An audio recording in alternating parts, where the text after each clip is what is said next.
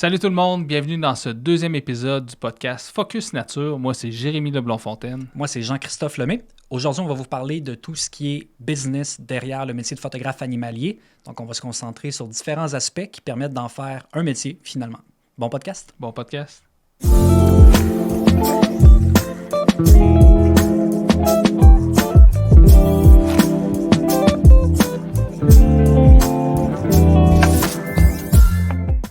Jay, Yes. un gros podcast aujourd'hui. Ben oui. En forme? Oui, pas mal, toi. Oui, ça va bien, ça va bien. On va parler de business. Ouais. Question qui, je sais pas pour toi, mais moi, me revient honnêtement probablement une fois ou deux jours de comment je fais pour en vivre de la photo animalière. Puis je comprends l'intérêt de la question parce que je pense que beaucoup de gens, présentement, photographes amateurs, qui aspiraient peut-être à en faire un métier. Puis ça comprend son lot de défis, là, on va pouvoir en discuter de long et en large, mais c'est quand même un sujet qui est chaud, puis je trouvais ça important d'en parler. Je pense que toi aussi, Ouais. pour qu'on mette toutes les cartes sur la table de c'est quoi l'envers du décor finalement du métier de photographe animalier. Exact. Je pense qu'il y a vraiment beaucoup de monde qui se demande un peu qu'est-ce que ça implique, qu'est-ce que ça représente au quotidien, parce que ce qu'on voit et ce qu'on présente sur les réseaux sociaux principalement, c'est là que les gens vont voir notre travail. C'est pas nécessairement représentatif de tout ce qui se cache derrière le travail. Non, exact. Puis tu sais, je pense qu'on peut même extrapoler à tous les métiers sur les médias sociaux ou l'univers en général sur les médias sociaux est tout le temps un peu plus rose que ce qu'il est réellement, j'ai l'impression, là. Exact. On va toujours mettre les bons moments, mais il y a toujours des coups ratés quand même. Puis il y a aussi un volet justement un peu plus affaires puis entreprise qu'on montre pas tout le temps parce que les gens ont envie de voir du beau puis de la photo de nature puis des animaux puis des paysages puis c'est tellement comprenable, mais je trouve ça important quand même qu'on puisse en parler pour les prochaines minutes là, de tout ce que ça implique d'avoir une business en photo. Exact. Puis je pense que le fait que nous, on le vive aussi, peut-être que c'est moins des questions que les gens pourraient se poser d'emblée, mais pour nous, c'est tellement d'implications, c'est tellement gros par rapport à ce qu'on présente au final. Ouais. Ça représente tellement d'efforts que... puis que ça ne soit pas nécessairement toujours reconnu ou au moins réalisé par les personnes qui regardent un peu notre travail. Donc, je pense qu'effectivement, il y a de quoi de très pertinent à parler de ça aujourd'hui. Puis, je pense que ça va être très, très intéressant. Oui. Ben, on va plonger dans le sujet. Toi, ça a commencé... Mettons, on retourne... tu vas me donner ton échelle de temps, mais j'imagine 5-6 ans en arrière ou 10 ans en arrière quand tu as commencé à en faire vraiment une job temps plein. Tu sais, tu faisais de la photo avant, assurément. Je pense pas que tu aies commencé du jour au lendemain. Non. Mais quand tu as ouvert ton entreprise, puis à partir de ce moment-là, tu es devenu vraiment photographe temps plein, comment ça a débuté tout ça? Comment tu t'es lancé vraiment là-dedans? Ben, dans le fond, peut-être pour clarifier, moi, présentement, je suis travailleur autonome. J'ai toujours été en photo travailleur autonome. Donc, je suis, c'est ça, mon propre employeur. J'ai jamais eu d'employeur, en fait, qui m'engageait comme photographe. Puis, dans le fond, quand j'ai quitté mon emploi en technique de scène, je me suis lancé comme travailleur autonome dans la photographie. J'ai eu la chance de pouvoir faire de partir de manière assez graduelle parce que le monde de la technique de scène, c'était un monde de travailleurs autonomes. Mm-hmm. Donc, je pouvais faire à moitié l'un et à moitié l'autre. Quand j'ai commencé la photo, moi, j'avais la chance d'avoir justement un réseau de contacts dans le monde de l'événementiel. Donc, j'avais travaillé comme sonorisateur, comme chef vidéo pour des compagnies dans l'événementiel. J'avais travaillé avec des concepteurs d'éclairage, avec des organisateurs d'événements et tout ça.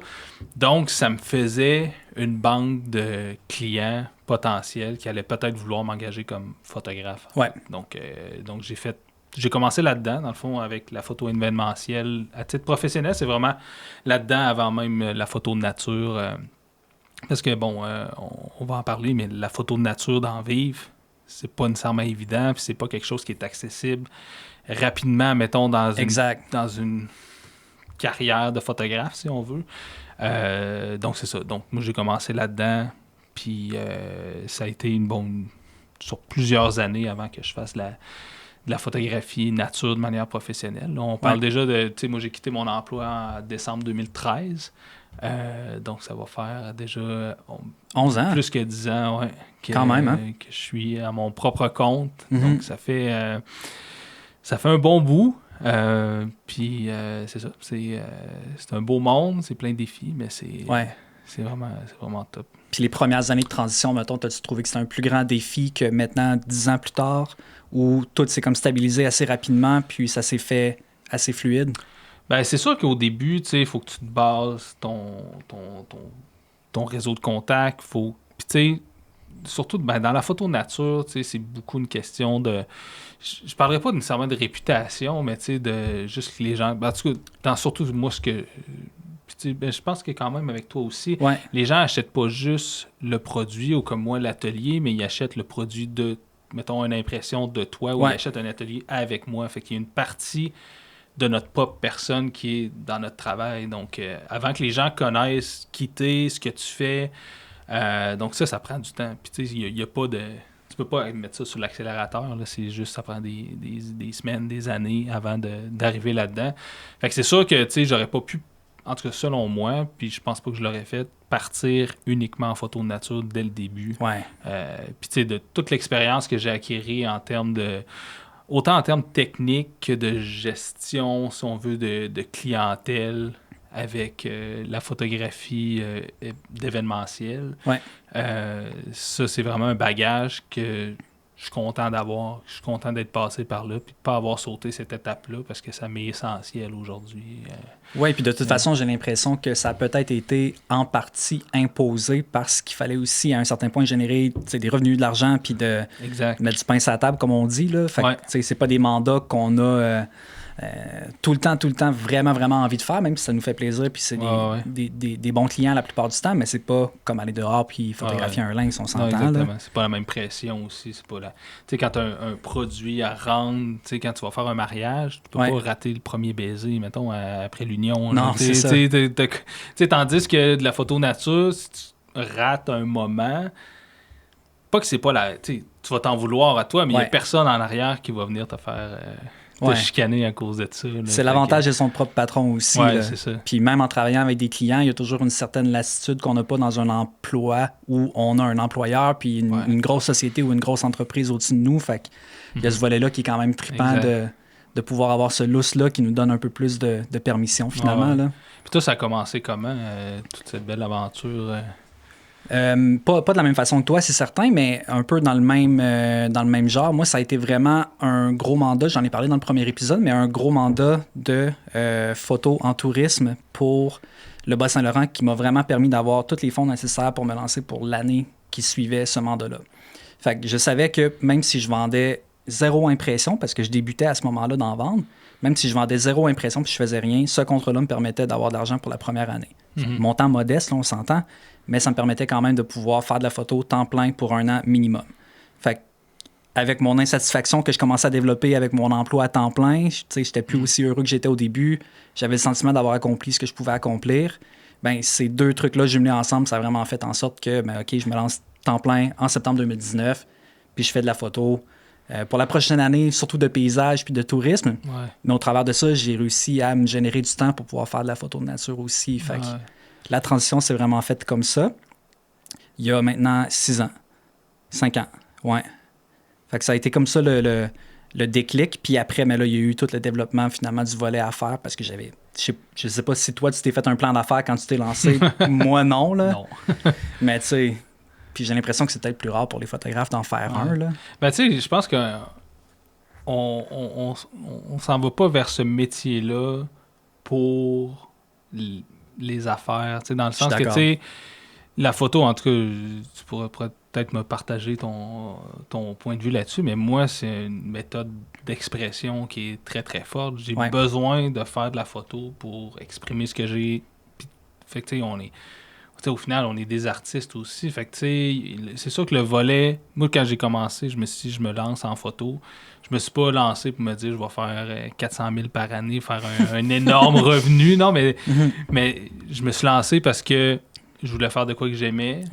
Puis je voulais faire de quoi qui me ressemblait, puis sur lequel j'allais pouvoir m'investir. Autant en termes professionnels que personnel, puis c'est surtout ça qui m'a mené vers la photographie, plus que le volet vraiment à faire. Fait que c'est sûr que quand je me suis lancé, moi aussi, c'est ça, moi avec mon employeur, ça marchait plus du tout, puis j'étais plus du tout connecté avec leurs valeurs, puis leur vision, puis tout ça, puis je sentais que c'était sur la fin aussi, puis j'étais plus bien là-dedans. Puis quand j'ai décidé de partir, je veux pas dire que j'ai décidé sur un coup de tête, mais pas loin, tu sais, puis je regrette zéro de l'avoir fait, mais tu sais, c'est ça. Tu sais, je me suis pas posé la question, est-ce que ça va être viable de partir en affaires. Je me suis dit, OK, je vais recevoir mon 4%, j'ai tant que je suis capable de faire 2-3 mois sans avoir trop de revenus, que OK, fine, puis je vais me débrouiller avec ça. Puis, c'est fou comment des fois ça prend juste la claque dans le dos de toi qui n'es pas content de ta job, ou moi, même chose aussi. J'étais tellement tanné de tout ce que j'avais à gérer, puis des chicanes qu'il y avait au sein de la société dans laquelle je travaille. Je dis société, mais c'est un organisme, là. J'étais tellement plus content de ça que finalement, le volet de moi qui était écœuré m'a un peu poussé vers ce mandat-là. Fait que tout s'est comme fait naturellement. Puis tu sais, ça aussi, c'est quand même quelque chose qui revient souvent de quand est-ce que je pourrais me lancer à temps plein? Puis j'ai l'impression qu'il n'y en a pas de réponse à cette question-là parce qu'il n'y a pas de timing parfait. Exact. Ton timing à toi puis le mien sont différents, là. C'est ça. Ben, ça arrive juste sur le fait, puis il faut faire le move, puis c'est vraiment pas évident. Là. En tout cas, moi, je comparais quasiment ça à avoir un enfant. Quand tu dis qu'on n'est jamais prêt à se lancer en affaires, tu n'es jamais prêt à avoir un enfant, puis un moment donné, tu sens que c'est le moment, puis on dirait que les as s'alignent, puis avec la photo, moi, en tout cas, ça a été ça. Tout était comme là, j'avais un peu le ras-le-bol, puis t'as un peu ce désir-là, veux pas, de faire de la photo comme métier. C'est comme c'est un peu pas un rêve, mais c'est souvent un objectif qu'on veut bien, que beaucoup de gens ont. Mais c'est de faire le move, des fois c'est pas évident, mais ça prend juste un peu de guts. Puis après ça, tu te lances un peu dans le vide, c'est pas trop, mais est-ce que tu regretterais aujourd'hui d'avoir fait ça? Ah non, vraiment pas. Je pense que c'est à ce jour la meilleure décision que j'aurais pu prendre. Puis tu sais, j'ai dit ça avec tout le recul du monde, puis avec en pleine conscience. C'est vraiment... j'ai vécu probablement les 5 meilleures années depuis que je fais ça. Là. De moments en nature, de moments dans ma vie personnelle en général aussi, d'apprentissage dans tout ce qui est gestion de business, les relations interpersonnelles, les relations avec d'autres photographes. Tu apprends en mode extrême vitesse, j'ai l'impression, quand tu gères autant de trucs en même temps. Là. Puis c'est ça que je trouve qui est passionnant, mais malgré tout, puis je veux juste revenir là-dessus parce que je trouve que tu as tellement raison qu'il faut pas que le motif principal soit devenir riche, tu sais. Parce que d'abord, ça va être extrêmement difficile. Puis deuxièmement, il faut que ce soit la passion de la nature puis d'être dehors qui soit avant tout la priorité, j'ai l'impression. Puis tout ce qui est comme l'entreprise puis la business vient épauler ça pour qu'on puisse continuer le plus longtemps possible. Moi, c'est vraiment comme ça que je le vois. Puis notre plan d'affaires, entre gros guillemets, c'est peut-être ça, dans le fond, de faire assez d'argent pour pouvoir faire ça. C'est ce qui me fait vraiment triper. Oui, exact. D'en faire juste assez pour... d'en faire assez pour être capable d'en vivre. Puis parce qu'après ça, on a comme pas le choix aussi. Ça prend un revenu, ça prend... Fait que il faut que tu navigues au travers de tout ça pour être capable justement de pouvoir vivre de ça. Parce que ça reste une passion. Et quand ça devient ton métier, il faut qu'il y ait de l'argent qui rentre. Puis il y a d'autres tâches qui viennent avec la passion. Ça vient avec des responsabilités aussi. On a nos vies, on a... on peut avoir des hypothèques. Moi, j'ai un enfant. Fait que, à un moment donné, ça finit par te rattraper aussi parce que t'as beau vouloir faire ce que tu veux ou de vivre de ta passion. À un moment donné aussi, il faut qu'il y ait des sous qui rentrent au final. Là, c'est sûr, parce que sinon, à un moment donné, on n'arrive pas. Là. Non, c'est ça, exactement. Fait que quand t'as... Comme là, tu as eu tes clients, mettons, que tu avais peut-être un peu déjà avec ton ancien employé, tes connexions, ton réseau. Puis à un certain point, comme là, présentement, corrige-moi si je me trompe, mais tu es plus dans tout ce qui est atelier de photos de nature avec des clients qui t'engagent pour tes compétences, tes conseils et autres. Mais comment toute la transition s'est faite dans les 10 dernières années, quand même, entre des clients plus corpaux puis tes ateliers sur le terrain? Ben, tu sais, moi, ça s'est vraiment fait graduellement. En fait, j'ai commencé justement au travers de ma photographie à guider des sorties de manière comme informelle au début. Après ça, j'ai commencé mes premiers vrais ateliers. Puis au début, je faisais pas vraiment d'argent avec mes ateliers parce que, au côté, je savais pas trop dans quoi je m'embarquais. J'ai toujours eu un peu le syndrome de l'imposteur aussi là-dedans parce que j'ai jamais étudié en photo, j'ai jamais... Fait que, puis pour moi, c'est pas... comment je pourrais dire, je le sens. Oui, c'est un travail, mais je le sens pas nécessairement comme un travail. Tu sais. Fait que c'est pour ça, en tout cas, bref, que tu sais, je me suis toujours senti un peu imposteur là-dedans. Fait que, tu sais, au début, je voulais vraiment, avant de commencer à charger mes services, comme être sûr que j'offrais quelque chose qui était vraiment, tu sais, ça coche, puis que ça valait la peine, puis que ça valait son prix. Que toi, t'achèterais, mettons, aussi, ben, peut-être. c'est ça, exact. Fait que c'est pour ça que, tu sais, les premières années, quand j'ai commencé à guider c'était pas... Ça faisait pas vraiment partie de mon salaire et de mon revenu. Puis après ça, justement, j'ai commencé à délaisser un peu plus, guider plus, délaisser un peu plus de contrats dans le corpo, puis dans l'événementiel. Puis de petits année après année, ça s'est transigé vraiment vers là. Donc, j'ai eu cette chance, justement, que ça s'étale sur plusieurs années, justement, puis à faire la transition. Puis ça s'est fait super naturellement. Tu sais, j'ai pas nécessairement décidé d'y aller comme ça, mais ça s'est fait comme tout seul. Puis tu sais, dans le fond, c'est que, oui, je recevais des demandes pour aller couvrir des événements, mais là, j'étais pris par d'autres ateliers que j'avais déjà prévus, puis tout ça. Fait que, je comprends. Au fil du temps, ça s'est placé, puis... C'est dur d'être partout en même temps, là? Non, c'est ça, exactement. Puis à un moment donné, c'est ça. Ça prend un peu de repos à travers tout ça. Là, oui, puis ça, c'est vraiment important aussi parce que quand tu deviens ton propre patron, si tu veux, tu peux travailler à tous les jours, toute la journée, puis il n'y a comme jamais de fin. Là. Surtout en photo de nature, je veux dire, quand tu sors sur le terrain, puis tout, je veux dire, on peut même pas compter ça tant en heures ou ça en heures de travail parce que si tu commences à faire ça, tu fais du 20 heures par jour pendant... tu shootes la nuit, tu shootes le matin, tu shootes le soir, après ça, tu fais du repérage un peu l'après-midi, tu vas faire une sieste, Fait que ça se compte... C'est ça, c'est difficile de compter ça en heures. Là. Mais toi, dans ton travail, quand tu as commencé en 2019 puis maintenant, y a-tu eu une grosse évolution? Tu fais-tu pas mal la même chose que ce que tu faisais quand t'es parti? Ah non, ça a vraiment changé. Ça a changé parce qu'au début, comme je te disais, j'ai pris le mandat, puis c'était de la photographie de paysage, de la photographie avec des gens, il y avait beaucoup, beaucoup plus que ce que je fais présentement. Puis dans les premières années, probablement si je me suis lancé en septembre 2019, j'ai probablement continué à faire des contrats corpos jusqu'en 2022, fait que 3-4 ans. Puis dans ces années-là, au début de la pandémie à peu près, j'ai commencé à développer beaucoup plus le volet boutique en ligne, puis à mettre beaucoup, beaucoup de temps dans les impressions, les prints, à bien m'équiper, m'équiper aussi en connaissance d'impression pour que le produit soit top-notch. Puis j'ai tranquillement fait une transition vers, je préfère vendre des produits physiques, puis gérer moi-même le temps de tout ce qui était gestion des commandes et autres, que d'avoir des mandats corpos à des dates prédéfinies qui vont me bloquer 2, 3, peut-être 4 semaines dans mon année. Que pendant ces semaines-là, c'est ça que je fais. Moi, ça me tentait moins de continuer de faire ça. Fait que j'ai gardé une poignée de clients avec qui j'aime vraiment beaucoup travailler, puis dont j'aime créer le contenu. Puis j'en fais encore à ce jour en 2024. Mais sinon, j'ai vraiment transigé presque complètement vers boutique en ligne. Puis depuis 2023, boutique physique aussi. Puis c'est ça, ma source de revenus principale, c'est tout ce qui est produits dérivés finalement. OK. Et tu dirais-tu que la pandémie en 2020, ça a eu une incidence sur ta business aujourd'hui, dans le sens que, est-ce que ça fait en sorte que tu as voulu moins faire justement de contrats fixes, puis d'être un peu plus flexible dans ce que tu faisais dans tes produits, mettre ta boutique en ligne et tout? Ça a-tu eu une incidence à ce niveau-là? Je pense que ça a eu une incidence, mais je pense pas que ça va être comme la tienne. Moi, ça a vraiment été... C'est con, là, puis je sais que la pandémie... Ça donne comme dans un changement un peu vraiment. Au travers de ta vente en ligne et tout, là, dans tes produits. Ben moi, la transition dans ma vision, je voulais la faire tôt ou tard, de toute façon. T'sais, la boutique physique, j'y pense depuis avant même que ce soit ma job. J'ai toujours voulu avoir une galerie boutique. Je trouve ça le fun d'accueillir le monde puis qu'ils puissent voir les produits en vrai. Au-delà de l'électronique qu'on consomme à toutes les heures, à tous les jours, tout le temps, je voulais qu'ils prennent le produit dans leurs mains.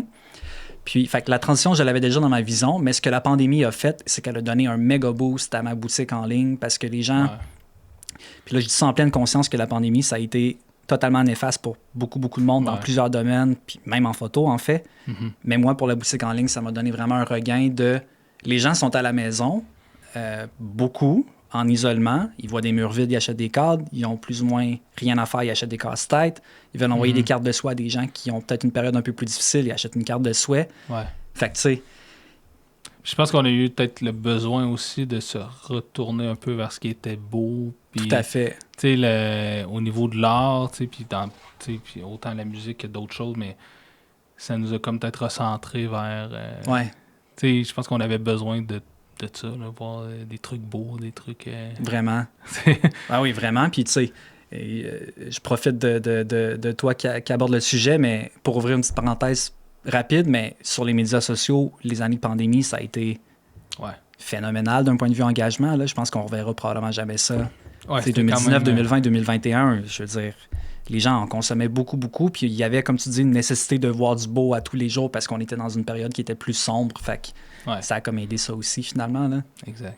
Mais toi, la pandémie, Jérémy, c'est-tu quelque chose qui a eu comme un impact profond sur ta business ou ça a été quand même correct? Ben, moi, j'avais pas mal entamé ma transition, justement, de l'événementiel vers la photo nature. En fait, Les ateliers, les ateliers, tout ça.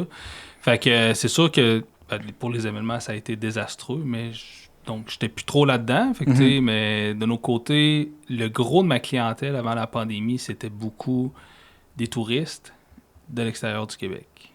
Donc, donc, on ne pouvait plus être en groupe, on ne pouvait plus voyager entre les pays, même à travers les régions du pays, même de la province. Donc, ça a été une bonne claque, je te dirais. Puis ça m'a montré vraiment aussi quand même la fragilité du fait d'être à son compte et d'être comme vraiment complètement laissé à soi-même, en fait. Là, quand t'as pas d'employeur, t'as pas de filet, en fait, quand il arrive quelque chose de ce genre-là. Bon, après ça arrive pas toutes les années, mais quand même, tu sais, ça m'a quand même montré qu'il fallait que, en fait, je diversifie un peu ce que je faisais, je diversifie ma clientèle. Donc là, tu sais, présentement, c'est beaucoup moitié-moitié entre la clientèle internationale et la clientèle du Québec ou du Canada.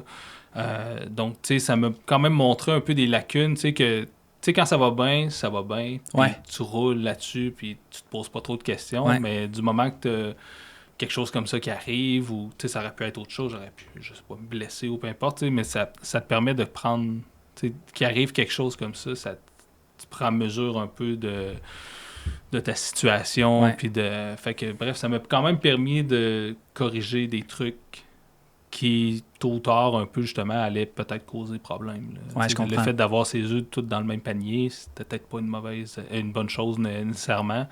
Puis, tu sais, comme moi, ça allait bien, justement, je me posais pas de questions, mais... fait que c'est pas mal l'impact que ça a eu. Après ça, tu sais, ça a repris un peu tranquillement. C'est quand on a pu se revoir ensemble, mais à l'extérieur, au moins, tu sais, j'ai quand même la chance que mes ateliers sont à l'extérieur, donc il y a quand même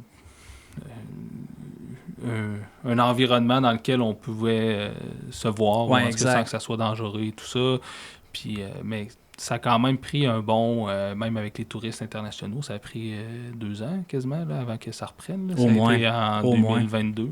L'automne 2022, c'est là que ça a commencé à reprendre. Là, donc, fait que ça a été fait que 2 ans et demi, un peu de disette de touristes étrangers. Là, fait que ça a quand même été un bon moment, quand même assez long avant que ça reprenne.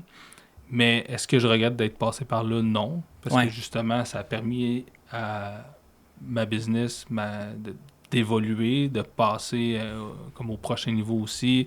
J'ai pu corriger des trucs qui étaient bons à cette époque-là, mais qui n'allaient pas être viables sur le long terme. Donc, finalement, ça a quand même eu du bon. Mais bon, ça n'a pas été facile. Là. Je dirais que les premiers mois, c'était un peu... c'était très anxiogène là, de ne pas savoir, en fait, quand est-ce que ça allait reprendre. Là, puis, fait que, puis de se faire tout annuler d'un coup, ben, c'est sûr que... Mais un peu comme tout le monde qui travaille avec le public ou qui travaille dans l'événementiel ou dans tout le volet touristique, ça a été difficile. Là. Ah oui, ça a touché énormément de monde. J'avais pas pensé au fait que tu avais aussi beaucoup de clients internationaux finalement qui pouvaient pas venir au pays. Puis même comme tu dis qu'au Québec, s'il y a quelqu'un de Gaspésie qui voulait suivre un atelier à Québec, ben il pouvait pas non plus. On pouvait même pas se déplacer entre les régions. Non, c'est ça, exactement. Même moi, je pouvais pas me déplacer pour même aller shooter. Fait que c'était quand même compliqué à ce niveau-là. Oui, puis ça me fait penser que ça m'a permis, entre autres... J'allais dire, oui, on a des belles choses autour de chez nous, mais des fois, on a nos coins. Mais moi, ça m'a permis de vraiment redécouvrir ma région, mais même ma région autour de la maison. Vraiment. Je pense que le fait de ne pas pouvoir sortir, ça nous a comme forcé à profiter de ce qu'on avait autour de chez soi. Puis moi, je me suis rendu compte que il y avait des trucs nice, mettons, dans le premier printemps 2020, j'ai trouvé 3 tanières de renard autour de la maison à moins de 25 km. Là. Quand même. Fait que c'est des trucs que j'aurais peut-être pas cherché si j'avais eu encore mes coins que je vois d'habitude, qui sont un peu plus loin. Puis, fait que ça a été quand même très nice de pouvoir justement peut-être changer ma vision un peu de la chose. Ben oui. Toi, ça a-tu eu un peu en termes de recherche autour de chez toi, ça a-tu un peu des effets? Oui, ben c'est sûr que j'étais concentré comme tout le monde dans ma région, j'avais pas le choix, mais je passais déjà beaucoup de temps. Puis je pense que j'ai un beau privilège aussi d'habiter à Rimouski au Bas-Saint-Laurent, là, dans le sens où la nature est proche. Là, fait que j'ai toujours passé beaucoup de temps déjà à Rimouski pour trouver mes sujets, tu sais, renard, lynx ou autre.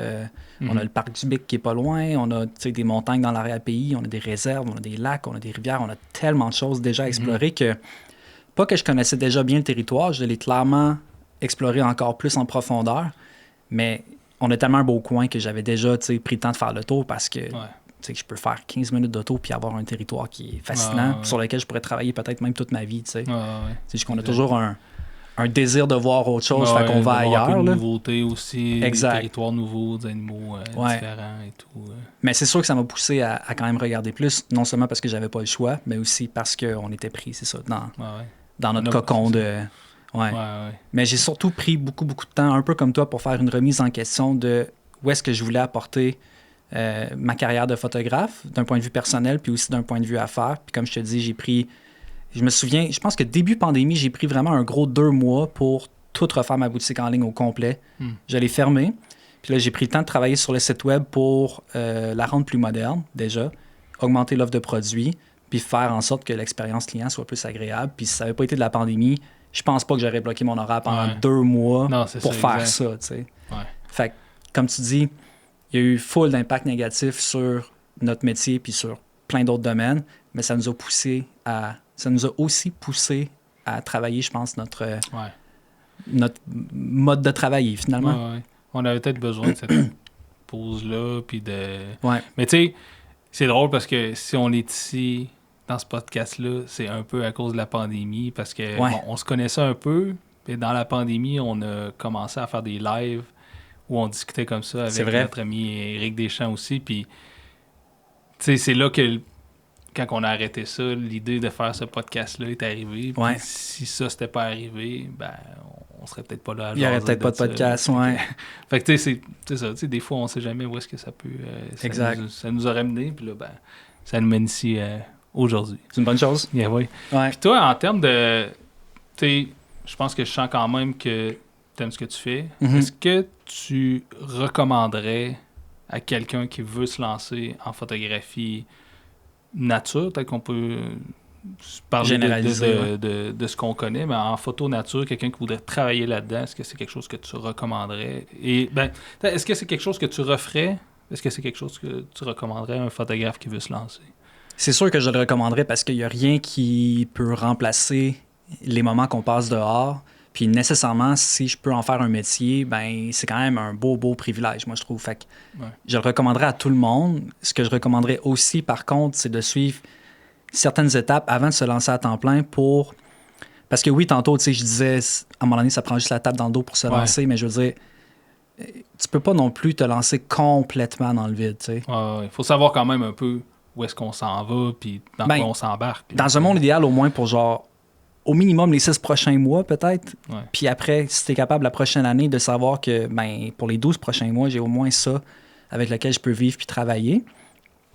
Puis après, pour les recommandations, je dirais peut-être aussi de avoir une certaine forme de présence en ligne ou une certaine clientèle qui est déjà un peu préétablie avec, peu importe, puis avoir de quoi de tangible qui est consommable pour les gens qui nous suivent aussi. Mais peut-être d'avoir, quand tu parles de justement une présence en ligne, puis tout ça, mais d'avoir peut-être, sans avoir des clients, mais peut-être avoir une banque de clients potentiels que tu sais que tu peux contacter pour éventuellement justement te lancer. C'est peut-être des gens qui n'achètent pas des produits présentement ou qui n'achètent pas des ateliers ou peu importe dans quel domaine on veut. Mais au moins de préparer le terrain peut-être un peu avant. Parce qu'effectivement, de se lancer dans le vide, puis comme on a déjà mentionné, tu sais, c'est un revenu où on en a besoin. Tu peux pas non plus arrêter de travailler. Puis, bon, il y en a qui peuvent, là, qui ont la situation financière pour le faire, mais d'arrêter, mettons, d'avoir un revenu stable pendant 1 an, c'est pas tout le monde qui peut le faire aussi. Exact. Fait que, c'est pour ça que d'avoir un peu une idée quand même de où est-ce qu'on s'enligne. Ouais. Puis peut-être des formations sur tout.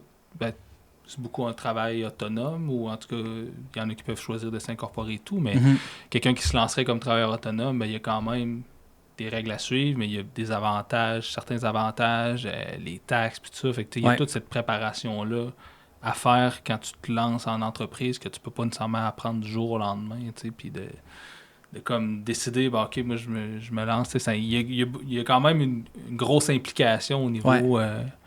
au niveau, c'est ça, pas juste du revenu, mais de toute l'administration de la chose, là, qui est quand même assez... c'est pas si complexe, mais c'est pas si simple non plus. Là. Faut l'apprendre. Ouais. C'est pas le choix de l'apprendre ou de bien s'entourer. Là. Ça aussi, je trouve ça super important d'essayer d'avoir quelqu'un qui soit l'a déjà fait ou qui est capable de vraiment nous... C'est pas le bon terme, là, c'est un peu anglicisé, mais de nous mentorer dans les étapes de...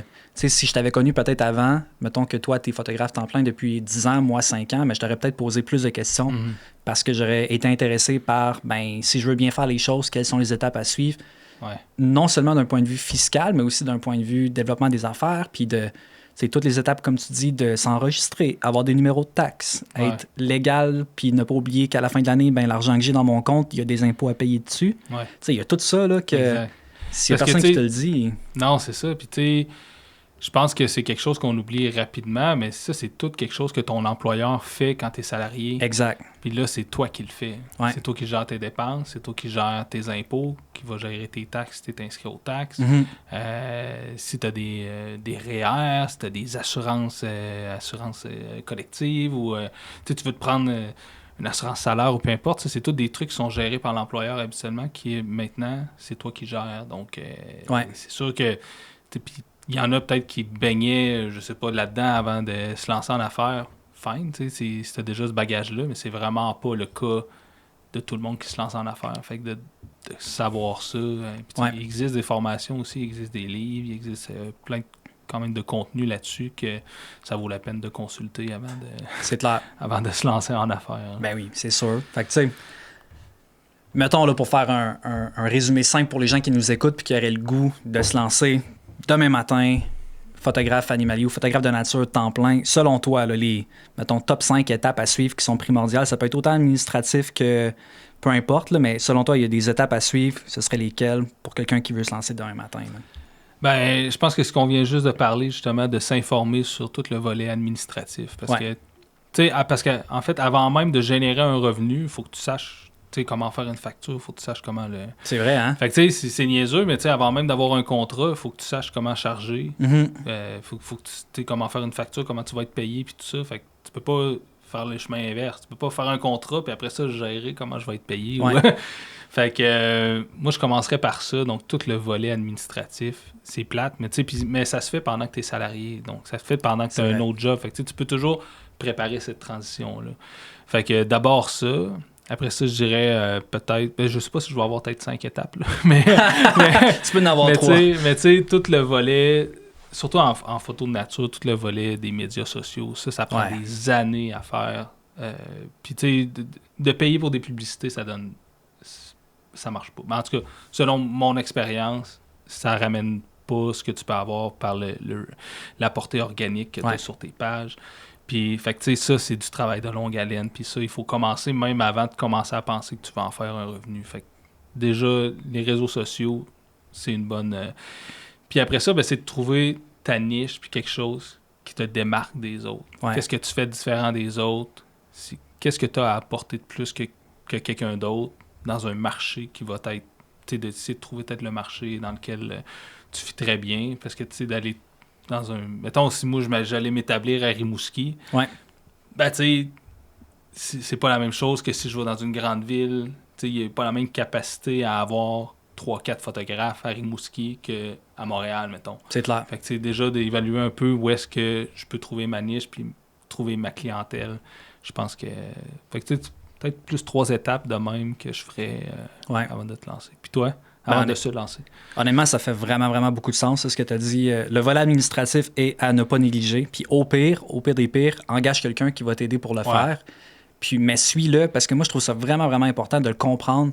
Tu sais, tu as beau faire ta comptabilité par un comptable agréé, de comprendre comment ça fonctionne, puis d'être capable de lire tes états financiers. Tu sais, c'est niaiseux, mais c'est pour ça que je trouve qu'au début, d'apprendre par soi-même, c'est super le fun puis efficace parce qu'après, même si c'est quelqu'un d'autre qui finit par le faire, ben, tu comprends comment ça fonctionne puis tu serais capable de le faire au pire des cas. Ça, je fais d'ailleurs une petite parenthèse, mais de plus en plus, dans les cours photo, donc les cours dans les decks, dans les DEP, ils parlent beaucoup de ça. Ah ouais? Chose que j'ai eu des stagiaires en photographie depuis presque pas mes tout débuts, mais pas loin, peut-être depuis 2015. Puis avant, c'était peu présent, en tout cas de ce que je voyais. Mm-hmm. Puis maintenant, c'est beaucoup plus présent. Parce que, après ça, quand tu sors sur le marché du travail, c'est ça. Là, tu n'as pas une job de salarié, ou en tout cas très peu souvent. Là. Fait que, bref, c'était ma petite parenthèse. Donc, faire un cours, ça peut être pratique. Ben, je trouve ça le fun qu'il l'intègre parce que ça aussi, ça doit être une étape qui est souvent négligée où finalement, tu te ramasses à la fin de ta première année temps plein. Puis là, oups, tu as 30% ou 33% d'impôts à payer ou tu as de l'argent que tu as dépensé, que tu n'as plus, mais qui finalement n'est pas vraiment à toi. Même chose pour les taxes aussi. Oui, exact. Tu le fais annuellement. Fait que tout apprendre l'administration d'une micro-entreprise ou même de comment ça fonctionne les finances d'un travailleur autonome, c'est sûr que c'est méga important à faire. Ouais. Puis même chose quand tu deviens une société incorporée, tu n'as pas le choix de comprendre comment ça fonctionne l'entrée puis la sortie d'argent. Puis à la fin de l'année ou à la fin de chacun des mois, qu'est-ce qui se passe avec mon argent des taxes? Ouais. Fait que tu sais, tout ça, c'est clairement quelque chose dont on parle peu ou pas sur les médias sociaux parce que, c'est ultra plate, on va se le dire. Puis ça intéresserait probablement pas les gens, mais pas le choix de l'apprendre quand même. Exact. Ton deuxième conseil, c'était quoi? Les médias sociaux, justement. Ouais. La présence, d'aller chercher de la clientèle, puis le fait que ça prenne des années. Pas le choix. Puis, tu sais, je réitère ce que tu as dit, que faut que tu commences avant même d'être photographe temps plein parce que ça prend des années avant d'avoir une présence en ligne. Puis, conjointement avec les médias sociaux, ben, si tu as des images qui se démarquent, comme tu l'as souligné, puis que tu mets ça sur Internet, puis que c'est du bon contenu, de bonne qualité, puis assez constant, mais je pense qu'après, tout peut se faire un peu naturellement, même si ça va être plus dur maintenant parce que des pages, il y en a des milliers sur Instagram puis sur Facebook, mais il faut le faire quand même. Puis j'ai l'impression que le bassin client risque de partir des médias sociaux de toute façon. Ouais. Moi, tout le monde qui m'achète un cadre, un print, une carte de souhait ou une carte postale, avant que j'ai la boutique physique, ils arrivaient tous à quelque part sur Internet. Ouais. Fait que, si je suis pas là, je vends quoi puis je vends à qui?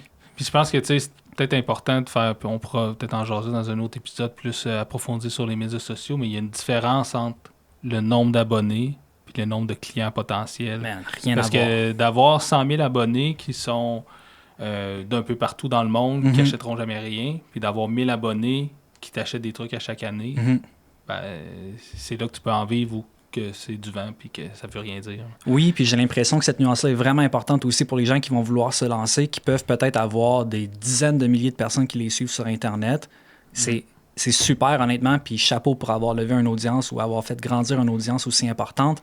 Mais ces personnes-là, ça ne veut pas dire qu'ils vont nous acheter un produit. Puis ça, c'est tellement, tellement important parce que je pense que le monde, puis peut-être que je me trompe, mais je pense qu'il y a une proportion des gens qui sont en ligne qui ont l'impression que si tu as 1 million d'abonnés TikTok, t'es riche. Ouais. J'exagère, là, on s'entend, mais comme qu'un va avec l'autre, mais c'est tellement pas le cas. Là. Exact. Oui, peut-être avec les revenus de pub sur les vidéos qu'on va partager s'il y a beaucoup de visionnements et autres, mais il reste que quelqu'un qui regarde ton contenu, ça veut pas dire qu'il l'achète. Oui. Puis ça prend du volume. Là. Sur les réseaux sociaux, pour en faire un revenu, c'est un peu comme sur Apple Music ou Spotify. Là, ça prend du views à côté avant d'en faire un revenu qui est intéressant. Ouais. Puis ça...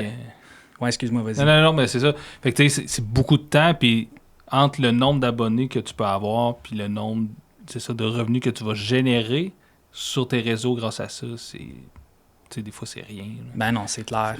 C'est négligeable. Puis je pense pas qu'il faut mettre le contenu sur Internet pour en espérer des revenus parce que on peut être déçu rapidement. Là. Non, c'est ça, exact. Puis c'est peut-être pas ce qu'on va penser qui est le plus populaire qui va l'être. Ça va peut-être être une autre vidéo qui est moins intéressante, mais qui finalement va pogner au bout. Fait que c'est comme...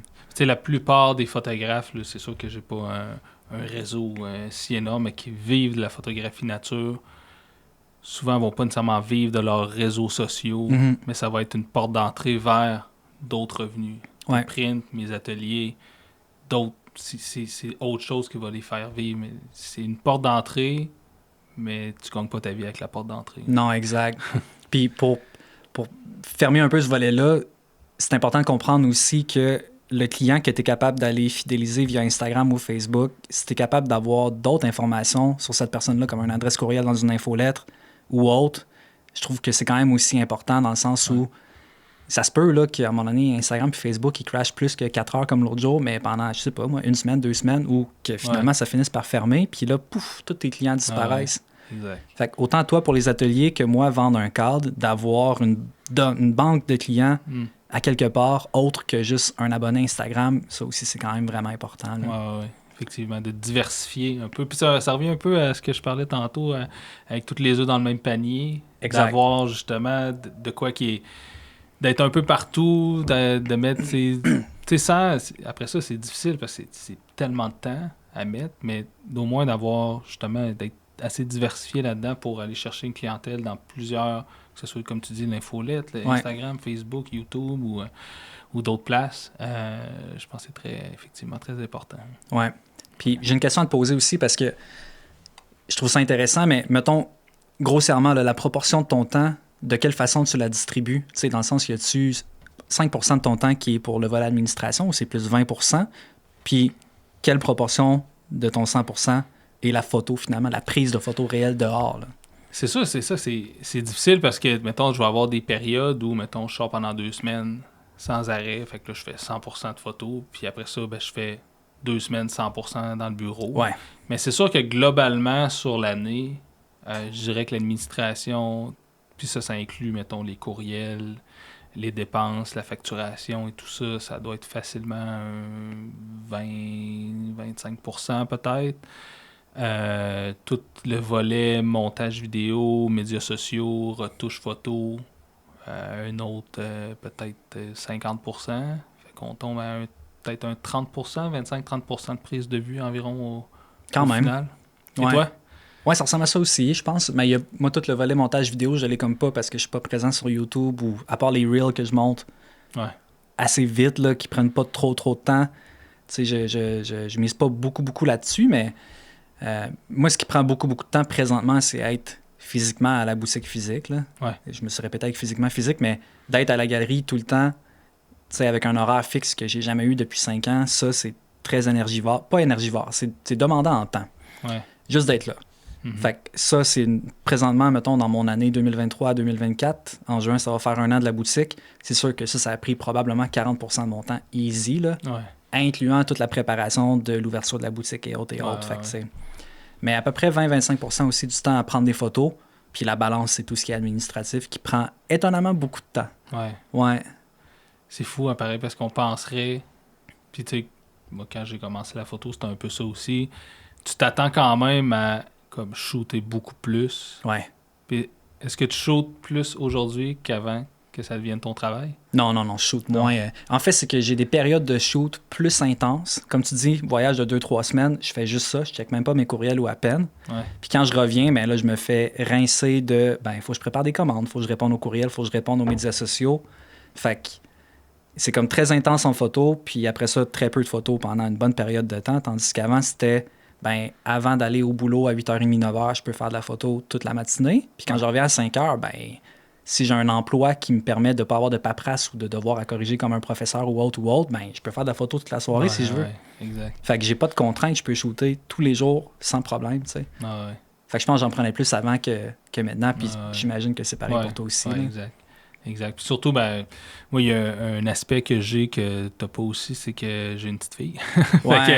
Fait que c'est sûr que, tu sais, à ce niveau-là aussi, faut rentrer le temps de famille. Tu sais, oui, bon, avec ma conjointe, mais là, il y a comme quelque chose quand même d'un peu différent aussi. Là. Tu peux pas juste être comme tout le temps parti, puis ça marche pas. Là. Fait que, un peu comme toi, je pense que je pars plus souvent, plus longtemps, moins souvent. Fait que je fais plus des périples, je saute beaucoup pendant un court laps de temps. Puis après ça, je prends ça, je travaille là-dessus pendant quelques semaines, je suis plus à la maison, après ça, je repars. Puis... Fait que, non, c'est toute qu'une gestion. Puis tu sais, c'est pas tant justement de genre juste shooter, c'est ça, être photographe. Il y a tout le volet, c'est ça. Gestion de temps à faire. Ben oui, l'administratif, ça prend beaucoup de temps, puis c'est pas tant le fun. Ouais. Ben en tout cas, ça dépend des personnes, mais c'est pas les portions les plus excitantes du métier, mais le 25-30% de photos, ça compense pour... C'est tellement...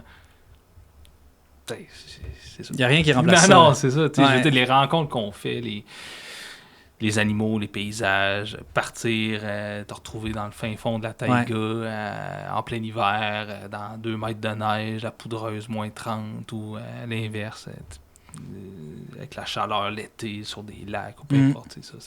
Ça compense pour tous les efforts qu'il faut faire en dehors du terrain. Ouais. Honnêtement, je trouve que c'est un léger sacrifice à faire d'avoir un peu d'admin à gérer versus tous les bons moments qu'on est capable d'avoir dehors.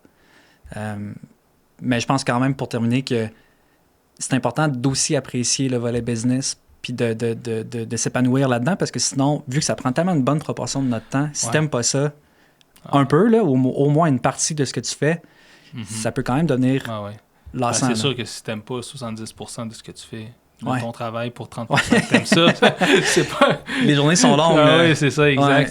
C'est pas la bonne proportion. L'inverse, ça se peut, mais... Non, c'est sûr que c'est...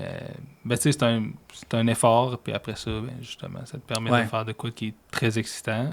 Mais bon, après ça, il faut pas non plus que ça devienne désagréable, parce que, là, comme tu dis, ça fait partie... c'est une grosse proportion du temps, effectivement. Ouais.